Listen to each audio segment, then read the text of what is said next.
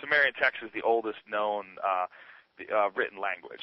Sumer was the oldest known civilization. They accomplished so many firsts in as far as what we know about human history. We attribute them to having discovered the wheel, written language, mathematics, astronomy, astrology. I mean, we're talking about 6,000 years ago. They had a detailed map of the solar system 6,000 years ago with all of the planets in the proper size and the proper orbit, including Pluto. They knew about Pluto 6,000 fucking years ago. I mean, that's incredible. I mean, there was people that were being put to death thousands of years later because they suggested that the world was round and that the world wasn't that the Earth wasn't the center of the universe. Thousands of years after the Sumerians, people were put to death for those notions. But the Sumerians knew about it. When they also said that everything they learned from the Anunnaki.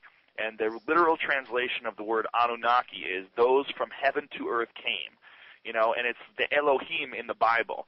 And the idea of the Elohim, like in the Bible, the way Zechariah Sitchin breaks it down, is that it's those who came down, or the gods, or giants. And there's all these different ways of describing or translating what he said.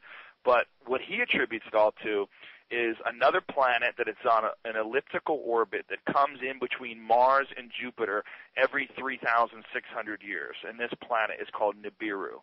And what Zechariah Sitchin says, and this is where it gets really kooky, he says that human beings are the product of accelerated evolution, and that what these Nibiru people, these Anunnaki, have done is fuck with their DNA and create human beings.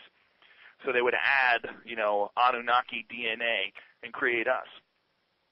Wow. Who the fuck knows? But it's fun to fun to read. It's all so tortured. I mean, the idea behind it is also. You have to be a biblical scholar to just follow the language. Just to follow his connections with all these different words from thousands and thousands of years ago and how they translate to today. And they wrote in cuneiform, which is this really crude form of writing.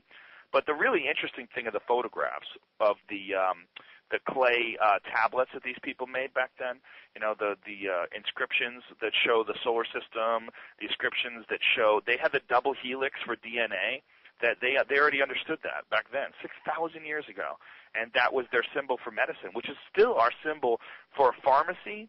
In a pharmacy, they have the caduceus. They have the two snakes that wrap around. You know that? When you see that in a pharmacy? It's for all medical. I'm a nurse, and there you go. It's for all of the medical profession. We actually have a doctor in our chat, and he's agreeing with a lot of what you're saying too. Oh, well, that's what he said represented it. He said that represented a double helix of DNA, and that they understood this. There's images back then from 6,000 years ago that Zechariah Sitchin believes is a depiction of genetic evolution, or genetic manipulation. Like the idea being that these people came from another planet and made humans. Who knows?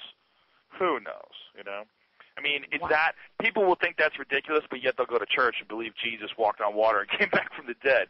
It's like what people choose to believe is ridiculous and not believe is ridiculous is very fascinating. Human beings are very curious animals.